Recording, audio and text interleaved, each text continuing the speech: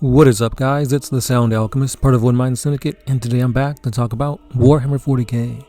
In this one, we have an excerpt from the first Heretic, where we have the Wordbearers becoming the first Demonhosts, aka the first Chaos-possessed Space Marines that ever have graced the galaxy. Well, I guess graced would be putting it in a different terms. So without further ado, guys, let's dive into this 40K lore. Argol looked into the demon's eyes for a long moment. In the mismatched depths, he once more saw Lorgar abase himself in the dust. He felt the deceitful Emperor's psychic gale throwing him from his feet, casting him to the dirt before the Ultramarines. He felt the serenity of standing in the city of grey flowers, knowing beyond doubt that his cause was holy, that his crusade was just. How long had it been since he'd felt such purity of purpose? Quan Shiel Squad, Argol spoke into the Vox. Make your way to the Geller generation on Deck 3. Squad Velash, move to support Quan Shiel. Affirmations cracked back. Orders, sir, asked Sergeant Quan Shiel. We have all heard as you heard. The captain swallowed. Destroy the Geller field generator. That's an order. All word-bearers, stand ready. 91 seconds later, the ship gave the slightest rumble beneath their feet. 94 seconds later, it pitched to starboard, wrenched from orbit by the storm's rage, drowning in the thrashing of tides. 97 seconds later, light died on every deck, bathing the crew and their Astarte protectors in the red gloom of emergency sirens. 99 seconds later, every Vox channel erupted in screaming. Ingathel uncoiled itself and launched forwards, reaching for Malnor first. Zaphen lay dead at the creature's feet, his spine twisted, his armor broken, a death that showed no peace in rest.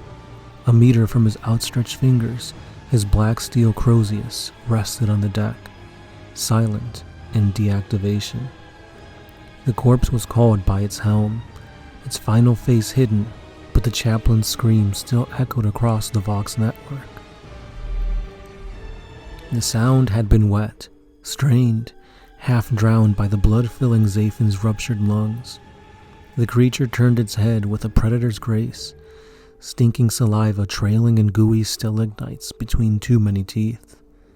No artificial light remained on the observation deck, only starlight, the winking of distant suns, bred silver glints in the creature's unmatching eyes. One was amber, swollen, lidless, the other black, obsidian. Now you, it said, without ever moving its maw. Those jaws could never form human speech. You are next. Argol's first attempt to speak left his lips as a trickle of too hot blood.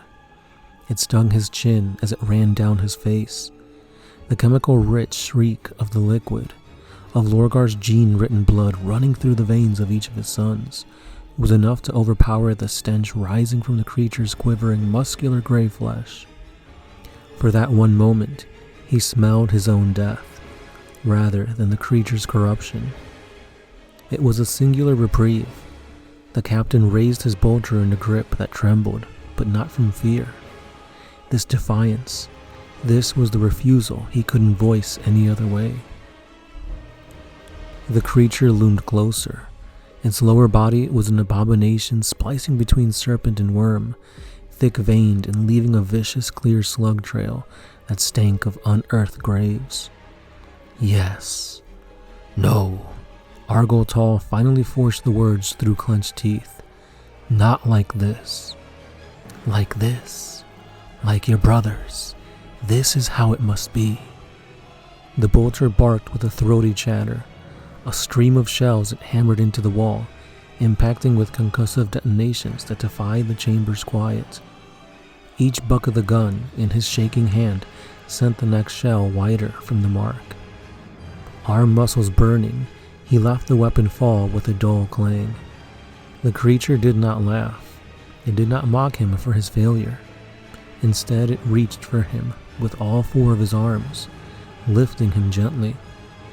Black talons scraped against the gray ceramite of his armor as it clutched him aloft. "Prepare yourself, for this will not be painless." Argoltal hung limp in the creature's grip. For a brief second, he reached for the sword of red iron at his hip, forgetting that they were broken, the blades shattered, on the gantry decking below. I can hear, his gritted teeth almost strangled the words. Another voice. "Yes, one of my kin. It comes for you. This is not what my Primarch wanted. This." The creature dragged the helpless Astartes closer and burst Argoltal's secondary heart with a flex of his thought. The captain went into a violent convulsion, feeling the pulped mass behind his ribs like a bunch of crushed grapes. But the demon cradled him with sickening gentleness. "This is exactly what Lorgar wanted. This is the truth." Argoltal strained for breath that wouldn't come, and forced dying muscles to reach for weapons that weren't there. The last thing he felt before he died was something pouring into his thoughts. Wet, cold, like oil spilling behind his eyes. The last thing he heard was one of his dead brothers drawing a ragged breath over the Vox channel.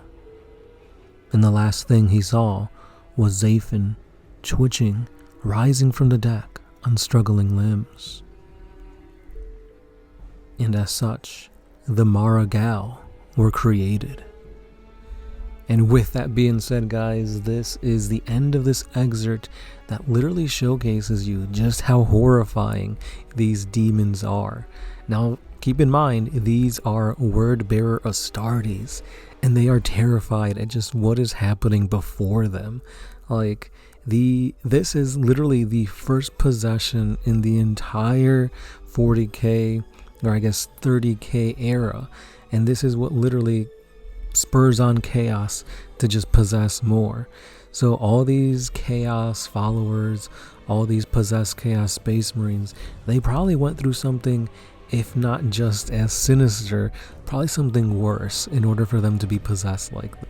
But again, guys, this is just the beginning, so if you guys want more lore on possessed demons, maybe even on Forge Fiends or Mauler Fiends, which are possessed demon engines, let me know in the comments down below, and we'll get to that lore ASAP. But for now, that's all I got for today. So thank you for listening, thank you for watching. As always, thank you for subscribing, and don't forget to like, comment, and share this video to all your friends. And as always, it's been the Sound Alchemist, part of One Mind Syndicate, and I'll see you then. Peace.